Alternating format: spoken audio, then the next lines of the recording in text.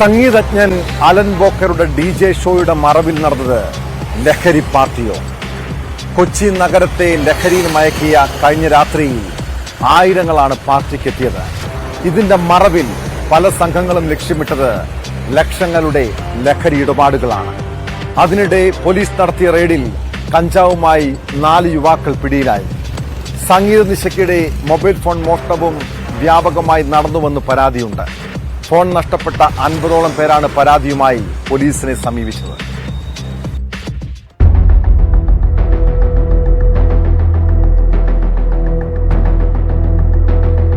DJ പാർട്ടിക്കിടെ നടത്തിയ പരിശോധനയിലാണ് കഞ്ചാവ് കൈവശം വെച്ച ആലപ്പുഴ സ്വദേശി അഗസ്റ്റിൻ ജോസഫ്, ഷാരോൺ മൈക്കിൾ, അഗസ്റ്റിൻ റിജോ, ആന്റണി പോൾ എന്നിവരെ മുളവുകാട് പോലീസ് അറസ്റ്റ് ചെയ്തത്. പോലീസിനെ കണ്ട പ്രതികൾ കയ്യിൽ കരുതിയിരുന്ന കഞ്ചാവ് വലിച്ചെറിഞ്ഞു. തുടർന്ന് നടത്തിയ പരിശോധനകളിലാണ് പ്രതികളെ പിടികൂടിയത്. അതേസമയം DJ ഷോയ്ക്കിടെ മൊബൈൽ ഫോണുകൾ മോഷണം പോയതായി പോലീസിന് പരാതി ലഭിച്ചു. വില കൂടിയ 30ഓളം സ്മാർട്ട് ഫോണുകളാണ് നഷ്ടമായത്. ഫോൺ നഷ്ടപ്പെട്ടവർ നൽകിയ പരാതിയിൽ പോലീസ് കേസെടുത്ത് അന്വേഷണം ആരംഭിച്ചിട്ടുണ്ട്. ആസൂത്രിതമായി നടത്തിയ മോഷണമാകാൻ ഇടയില്ലെന്നാണ് പോലീസിന്റെ പ്രാഥമിക വിലയിരുത്തൽ.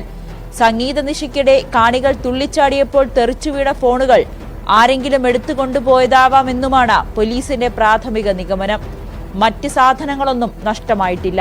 6000ഓളം കാണികളാണ് കൊച്ചിയിൽ നടന്ന പരിപാടിയിൽ പങ്കെടുത്തത്. ആരാധകരുടെ ഒഴുക്ക് കണക്കിലെടുത്ത് വലിയ സുരക്ഷയും ഗതാഗത നിയന്ത്രണവും പോലീസ് ഏർപ്പെടുത്തിയിരുന്നു. ലോക പര്യടനത്തിന്റെ ഭാഗമായി ഇന്ത്യയിലെത്തിയതായിരുന്നു നോർവീജിയൻ സംഗീതജ്ഞൻ അലൻ വാക്കർ.